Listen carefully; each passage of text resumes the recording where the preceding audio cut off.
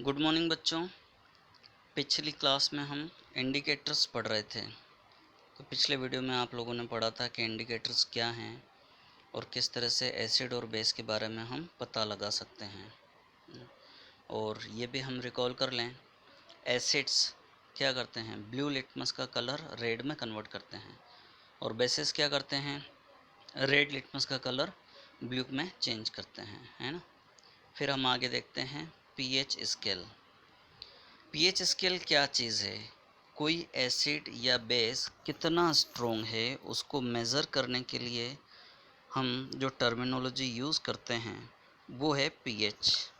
यहाँ पी का मतलब है पोटेंस या पावर और एच वो हाइड्रोजन आयन की कंसंट्रेशन को रिप्रेजेंट करता है ना।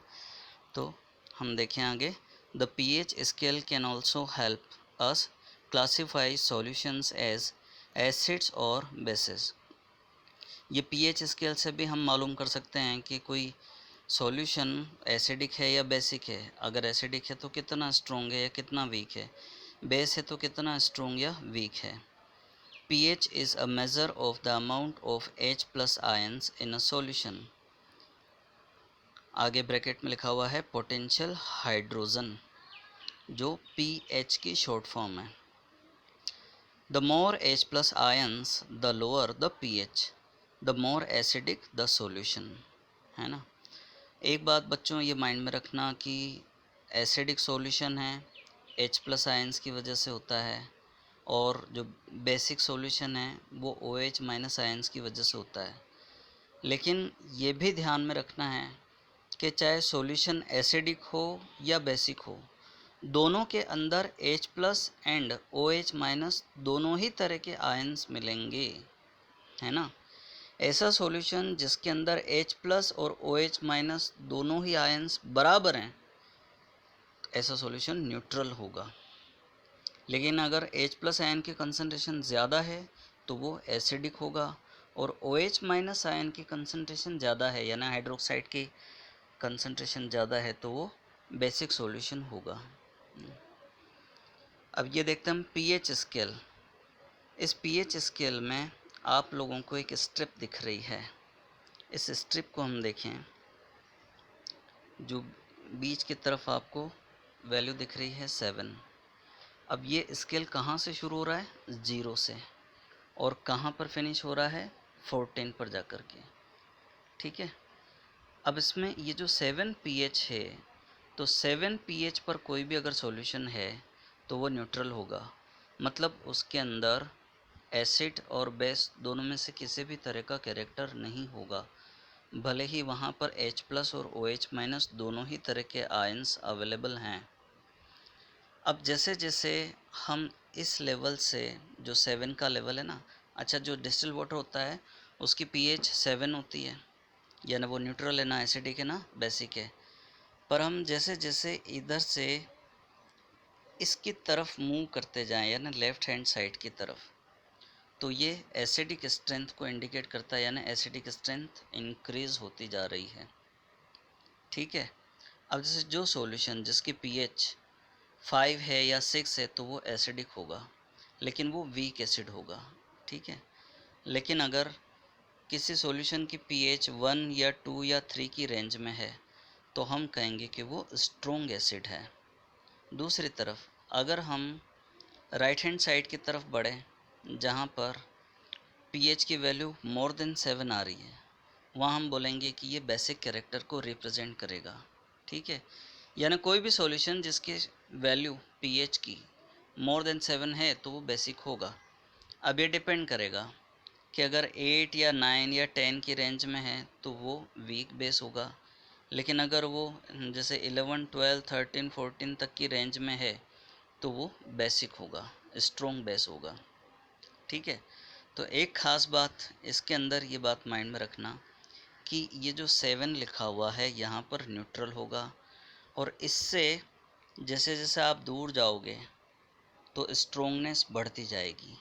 चाहे आप लेफ़्ट साइड में जाओगे तो एसिडिक स्ट्रेंथ बढ़ेगी, चाहे आप राइट हैंड साइड की तरफ जाओगे तो बेसिक स्ट्रेंथ इंक्रीज़ होती जाएगी, है ना। तो जो एक्सट्रीम हैं एंड्स, वहाँ पर स्ट्रॉन्गनेस ज़्यादा होगी, ठीक है।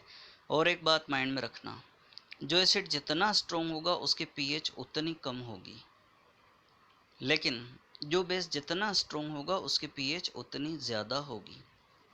ये बात आपको इसके अंदर समझ में आ रही होगी, है ना। तो हम देखते हैं इसमें, the pH scale is use to classify solution as acidic और basic. It ranges from 0 to 14। अब एसिड की जो रेंज है वो रेंज कितनी है, लेस देन 7, और न्यूट्रल है उसकी पीएच कितनी है, इक्वल टू 7, और बेस की पीएच रेंज कितनी है, मोर देन 7। ठीक है, फिर हम आगे देखते हैं पीएच पेपर और digital paper. Digital pH meter can be use to determine the pH. अब इसके अंदर आप देखो, ये जो सॉल्यूशन आपको दिख रहा है इस बोतल के अंदर, इसके अंदर एक यूनिवर्सल इंडिकेटर है। अगर आप उसको किसी सॉल्यूशन में डालोगे तो कलर चेंज होगा।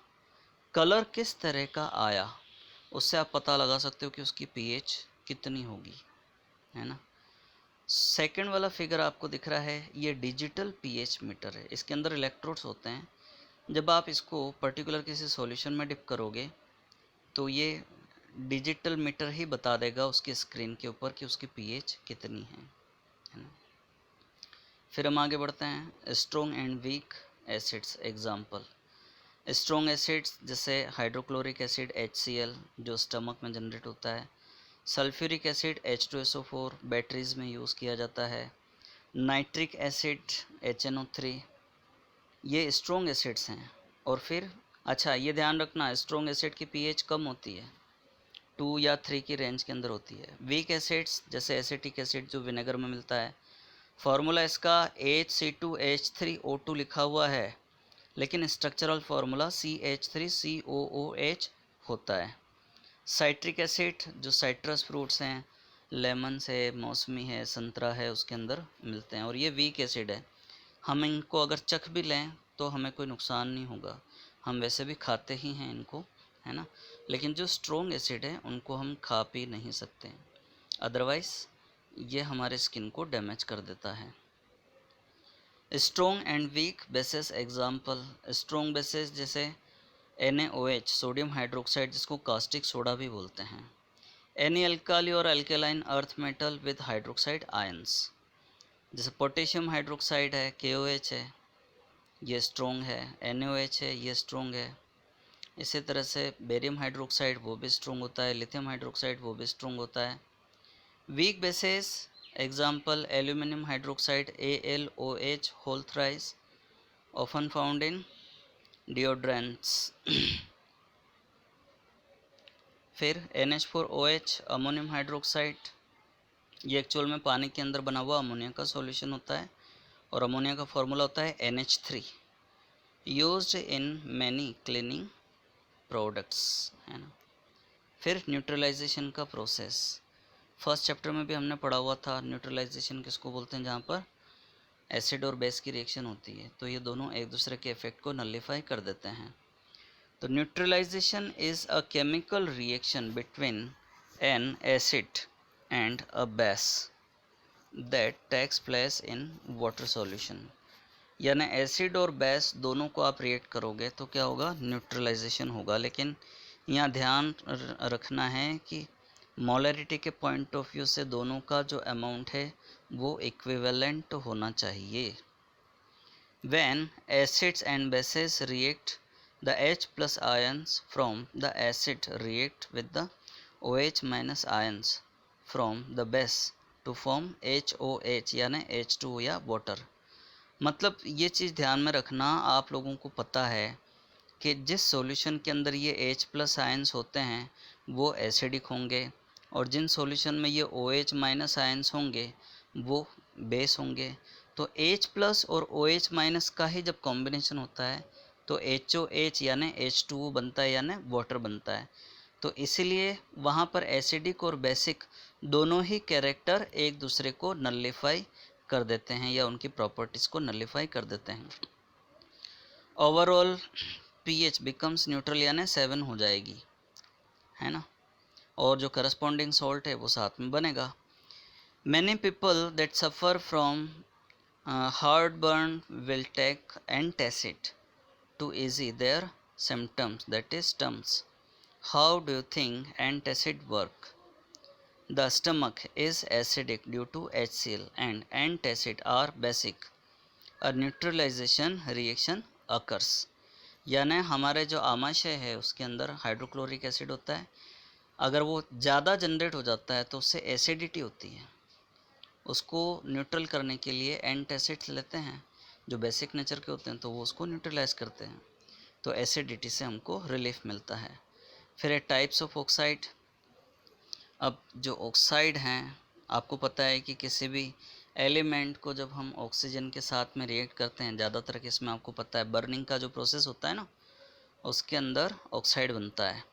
तो एलिमेंट्स बर्न और react with oxygen to form oxides. There are 4 types of oxide: acidic, basic, amphoteric and neutral. An acidic oxide is an oxide of non-metal. ये बात माइंड में रखना।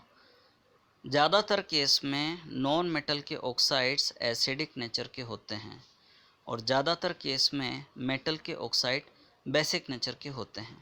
ठीक है, तो वापस से हम देखते हैं ये वाला पॉइंट।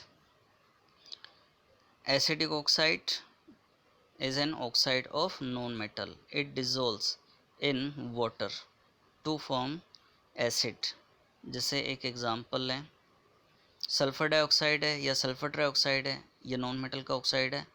पानी में डिज़ोल्व करोगे तो सल्फ्यूरस या सल्फ्यूरिक एसिड रेस्पेक्टिवली बनता है। सल्फ्यूरस एसिड का फॉर्मूला है H2SO3, सल्फ्यूरिक एसिड का फॉर्मूला है H2SO4। Acidic oxides react with alkali to form salts. A basic oxide is an oxide of metal. If soluble, it will dissolve in water to form an alkali. Alkali मतलब base ही हो गया। Basic oxides react with acid to form salts. An amphoteric oxide is an oxide which can react with both acids and alkalis to form salts. मतलब क्या हुआ, amphoteric oxides कौन से होंगे, जिनके अंदर एसिडिक और बेसिक दोनों तरह की नेचर होगी, यानी वो बेस और एसिड दोनों के साथ में रिएक्शन कर सकते हैं, वो एम्फोटेरिक होंगे। A neutral oxide does not react with either acid और एल्कालिस, यानी जो न्यूट्रल ऑक्साइड होगा उसके अंदर ना तो एसिडिक कैरेक्टर होगा और ना बेसिक कैरेक्टर होगा। टाइप ऑफ ऑक्साइड्स, इसमें एग्जांपल्स दिए हुए हैं। 4 टाइप्स ऑफ ऑक्साइड, जो 4 टाइप्स हमने पढ़े हैं उन्हीं की एग्जांपल्स हैं। तो आप इस वीडियो को पॉज करके ये टाइप ऑफ ऑक्साइड्स हैं इनको नोट कर सकते हो। फर्स्ट देखो एसिडिक ऑक्साइड्स, जिसमें CO2, SO2, NO2 and NO आ गए, ये सारे नॉन मेटल के ऑक्साइड्स हैं। सेकेंड बॉक्स में देखो basic oxides, N2O, CaO, K2O, MgO, CuO, ये सारे मेटल के ऑक्साइड्स हैं जो बेसिक नेचर के हैं। Amphoteric oxides Al2O3, PbO and ZnO, यानी एल्यूमिनियम, लेड और जिंक के ऑक्साइड्स हैं जो एम्फोटेरिक नेचर के हैं, यानी एसिडिक बेसिक दोनों तरह का बिहेवियर शो कर सकते हैं। न्यूट्रल ऑक्साइड्स, ये नॉन मेटल वाले ऑक्साइड्स हैं, H2O, CO एंड N2O, जो न्यूट्रल नेचर के हैं, यानी किसी भी तरह की नेचर नहीं है, ना तो एसिडिक ना बेसिक, तो ये ना एसिड के साथ रिएक्शन कर सकते हैं ना बेस के साथ। ठीक है, फिर हम आगे बढ़ते हैं। सॉल्ट्स, आपको पता है न्यूट्रलाइजेशन रिएक्शन होती है ना, एसिड और बेस की रिएक्शन होती है तो सॉल्ट एंड वाटर बनते हैं।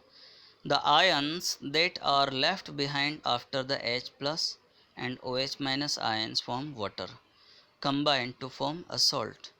A salt is a compound that forms when the negative ions from the acid combine with the positive ion from the base.